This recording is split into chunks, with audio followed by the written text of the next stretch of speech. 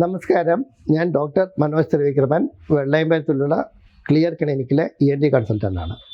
ഇന്ന് ഞാൻ പറയാൻ ഉദ്ദേശിക്കുന്നത് നമ്മുടെ ബാലൻസ് ഡിസോർഡേഴ്സിനെ കുറിച്ചാണ്. അതായത് തലകറക്കം,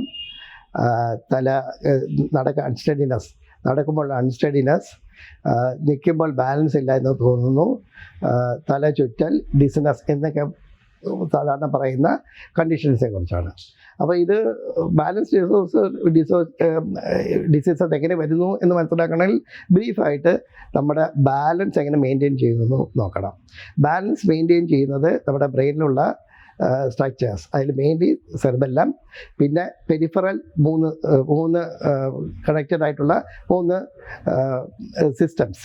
അതിലൊന്ന് ചെവിയിലുള്ള ഇന്നർ ഇയർ, അതിനകത്തുള്ള ഈ സെൻസേഴ്സ് യൂട്രിക്കിൾ ആൻഡ് സാക്യൂൾ, അതുപോലെ സെമി സർക്കുലർ കനാൽ എന്നിവ വഴിയാണ്.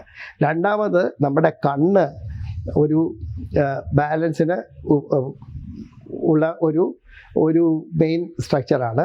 കണ്ണിന് ഒരു ഗുണം എന്നുള്ളത് പറഞ്ഞാൽ അതൊരു സ്റ്റഡി ക്യാമായിട്ട് വർക്ക് ചെയ്യും. ഞാൻ ഏത് പൊസിഷനിൽ നോക്കിക്കഴിഞ്ഞാലും തല തിരിക്കുകയോ എവിടെ വന്നാലും നമ്മുടെ കണ്ണ് ആ പൊസിഷനിൽ തന്നെ സ്റ്റഡി ക്യാം പോലെ വർക്ക് ചെയ്യുന്നുണ്ട്. ഇത് ബാലൻസിന് വളരെ ഇമ്പോർട്ടൻ്റ് ആയിട്ടുള്ള ഒരു കാര്യമാണ്.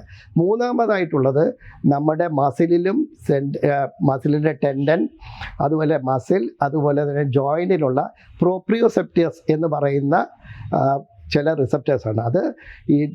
അതിനുള്ള ഇമ്പൾസ് ഞരമ്പ് വഴി സ്പൈനൽ കോഡ് വഴി ബ്രെയിനിലെത്തുന്നു. ഇതിൻ്റെ ഗുണം എന്ന് പറഞ്ഞാൽ ഞാൻ ഇരുട്ടത്തും കൈ ഇങ്ങനെ വെച്ച് കഴിഞ്ഞാൽ കൈ ഇങ്ങനെയാണ് ഇരിക്കുന്നതെന്ന് മനസ്സിലാക്കുന്നത് പ്രോപ്രിയോസെപ്ഷൻ വെച്ചിട്ടാണ്. ഈ എല്ലാത്തിൻ്റെയും കോമ്പിനേഷനാണ് നമ്മൾ ഒരു ബാലൻസ് ശരിയായിട്ട് ബ്രെയിൻ ഇൻ്റർപ്രറ്റ് ചെയ്യുന്നത്. ഇനി ഇതിൽ വരുന്ന പ്രശ്നങ്ങൾ എന്തൊക്കെയാണെന്ന് നോക്കാം. ഇതിനകത്തുള്ള ഒരു പ്രശ്നം, ഒരു പേഷ്യൻ്റ് ബാലൻസ് പ്രശ്നമായിട്ട് വന്നു കഴിഞ്ഞാൽ നമ്മൾ ആദ്യമായിട്ട് എടുക്കേണ്ട ഒരു ഡീറ്റെയിൽ ഹിസ്റ്ററി എടുക്കും. ഡീറ്റെയിൽ ഹിസ്റ്ററിയിൽ പേഷ്യൻ്റ് പറയാനുള്ളത് എല്ലാം അതേപോലെ നമ്മൾ അത് റെക്കോർഡ് ചെയ്യും, അത് അനലൈസ് ചെയ്യും. പക്ഷേ ഇതിലൊരു കുഴപ്പമെന്ന് പറഞ്ഞാൽ പേഷ്യൻ്റ് അറിഞ്ഞുകൂടാത്തതുകൊണ്ട് പല അനാവശ്യമായ കാര്യങ്ങളും പറയും, ചില ആവശ്യമായ കാര്യങ്ങളും പറയുന്നില്ല. അപ്പോൾ നമ്മൾ അടുത്തതായിട്ട് പോകേണ്ടത് ഈ പേഷ്യൻ്റ് ഒരു ക്വസ്റ്റ്യനറുണ്ട്, 20-25 ക്വസ്റ്റ്യൻസ് ഉള്ള ക്വസ്റ്റ്യനറുണ്ട്. ഈ ക്വസ്റ്റ്യനറിൽ വെച്ച് പേഷ്യൻ്റിനടുത്തുള്ള സിംറ്റംസ് ഇതൊക്കെയുണ്ടോ ഇതൊക്കെ ഇല്ലയോ എന്ന് ചോദിക്കും. അപ്പോൾ നമുക്ക് കറക്റ്റായിട്ട് ആവശ്യം ഒന്ന് ഇത് കുറച്ചും കൂടെ സ്ട്രീം ലൈൻ ചെയ്യാൻ പറ്റും. അത് കഴിഞ്ഞാൽ നമ്മൾ ഇത് ചെയ്യേണ്ടത് പേഷ്യൻറ്റിൻ്റെ എക്സാമിനേഷനാണ്.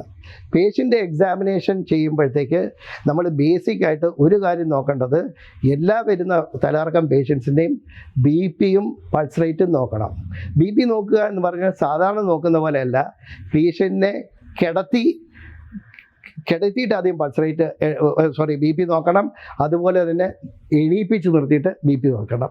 ചിലവർക്ക് ഇങ്ങനെ ചെയ്യുമ്പോൾ ഓർത്തോസ്റ്റാറ്റിക് കണ്ടീഷൻ, ഒരു ഓർത്തോസ്റ്റാറ്റിക് ഹൈപ്പർ ടെൻഷൻ എന്ന് പറയുന്ന കണ്ടീഷൻ വരും. അതായത് കിടക്കുമ്പോൾ വിധിയേക്കാളും സിസ്റ്റോളിക് ഒരു 20 മില്ലിമീറ്റേഴ്സ് ഓഫ് മെർക്കുറി താഴോട്ട് പോകാനും, അതുപോലെ തന്നെ 10 മില്ലിമീറ്റേഴ്സ് ഓഫ് മെർക്കുറി ഡയസ്റ്റോളിക് താഴോട്ട് പോകാനും ചാൻസ് ഉണ്ട്. ഇങ്ങനെയുള്ളവർക്ക് ബ്രെയിനിലോട്ട് ബ്ലഡ് സർക്കുലേഷൻ നിൽക്കുമ്പോൾ കിട്ടാത്തതുകൊണ്ട് തലകറക്കമായിട്ട് വരാം. അപ്പോൾ അത് നമ്മൾ മിസ് ചെയ്യാൻ പാടില്ല. രണ്ടാമതുള്ളത് പൾസ് റേറ്റ് നോക്കണം. പൾസ് റേറ്റ് നോക്കുമ്പോഴത്തേക്ക് ഇത് ഇറഗുലറായിട്ടുള്ള പൾസ് റേറ്റ് കാണാം. ഇറഗുലറായിട്ടുള്ള പൾസ് റേറ്റ് ഹാർട്ടിൻ്റെ അരിത്മിയ കൊണ്ടാകാം. അപ്പം അതും തന്നെ ബ്ലഡ് സർക്കുലേഷൻ പ്രോപ്പർ അല്ലാതെ ബ്രെയിനിലോട്ട് ബ്ലഡ് കിട്ടാത്തതുകൊണ്ട് തലകറക്കം വരാം. ഇത് നമ്മുടെ ENT കോസോ ന്യൂറോളജിക്കൽ കോസല്ല, ഇത് ഇത് വരുന്നത് കാർഡിയോ വാസ്കുലർ കോസാണ്. അത് കാർഡിയോളജിസ്റ്റിന് അത് റെഫർ ചെയ്യേണ്ടി വരും.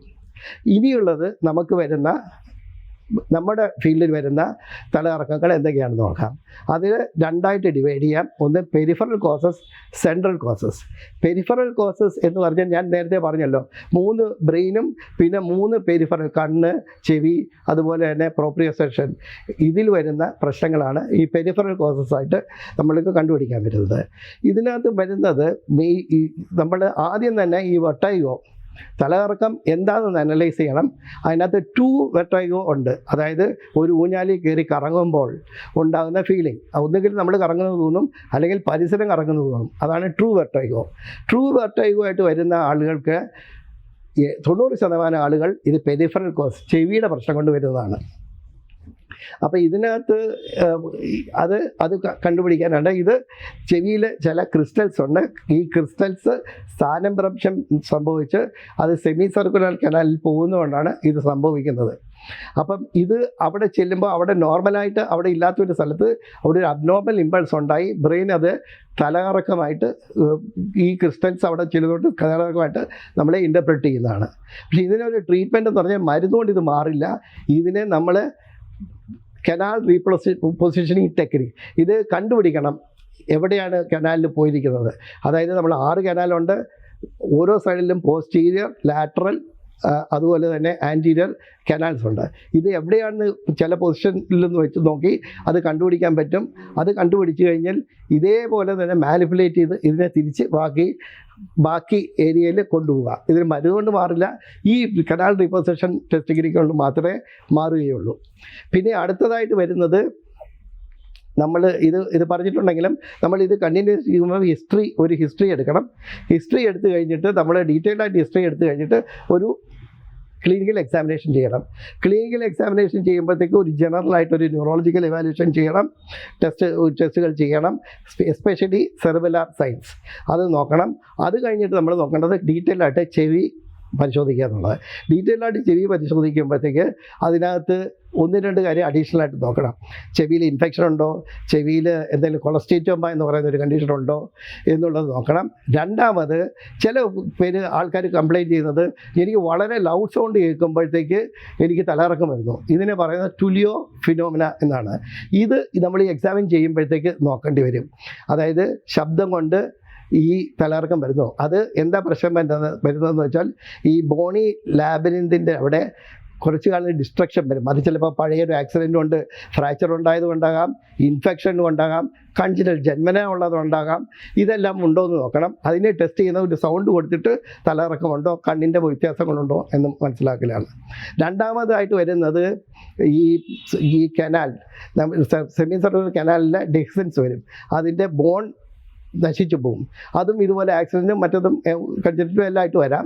അതിന് നമ്മൾ ഈ എക്സാമിൻ ചെയ്യുമ്പോഴത്തേക്ക് വെളിയിൽ നിന്നൊരു സിഗ്നലൈസേഷൻ, ഒരു പ്രഷർ കൊടുത്തു കഴിഞ്ഞാൽ ചിലപ്പോൾ അപ്പോൾ തലകറക്കം വരാം, കണ്ണിലുള്ള വ്യത്യാസങ്ങൾ വരാം.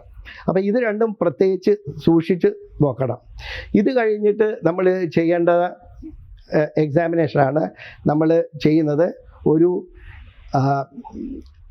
പണ്ട് കാലങ്ങളിൽ ചെന്ന ഇലക്ട്രോനിസ്റ്റോമോഗ്രഫി, ഇപ്പോൾ വളരെ ലേറ്റായിട്ട് ചെയ്യുന്നത് വീഡിയോ നിസ്റ്റോഗ്രഫിയാണ്. വീഡിയോ നിസ്റ്റോഗ്രഫി എന്ന് പറയുന്നത് ഒരു പ്രത്യേക ഉപകരണമാണ്, ഒരു ഗോഗിളാണ്.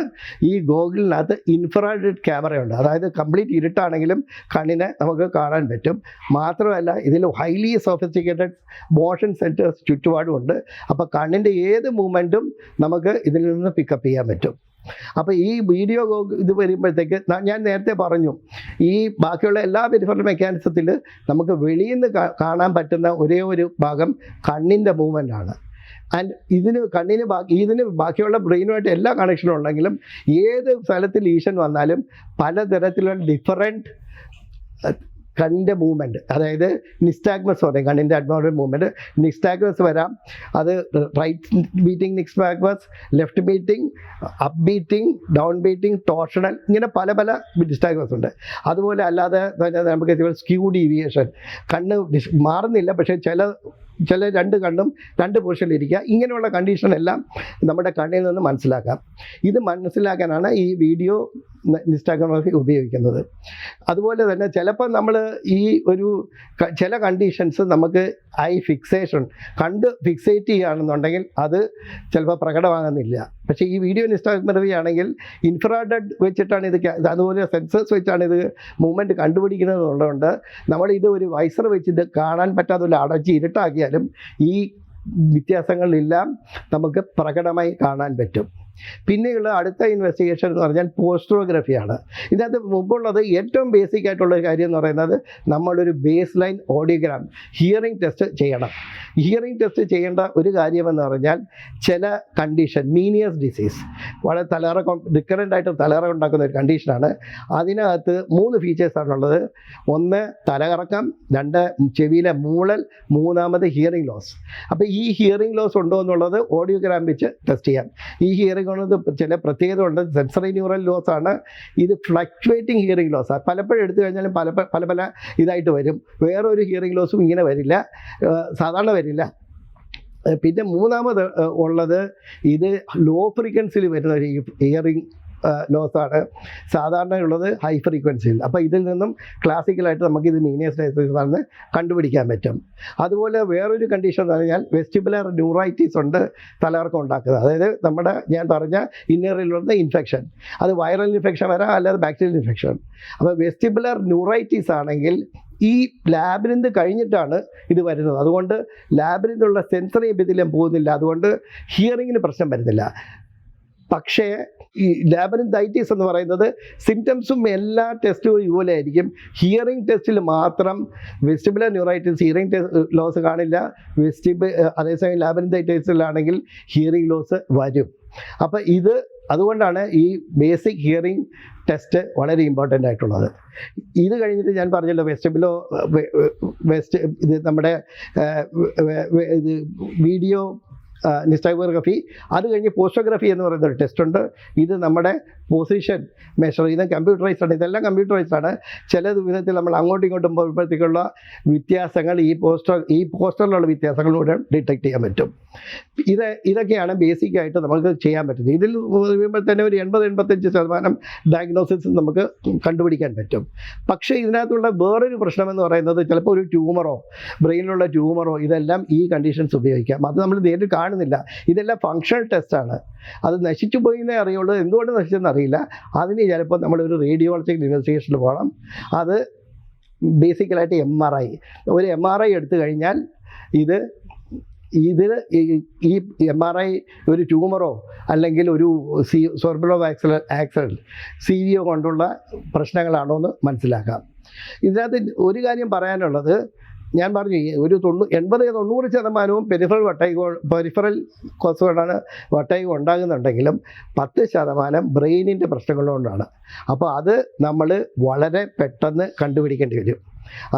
കാര്യം അതൊരു വളരെ ഡേഞ്ചറസ് ആയിട്ടുള്ള കണ്ടീഷനാണ്.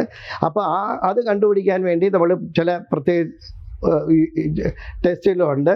അതായത് hints test, head impulse, nystagmus and skew deviation.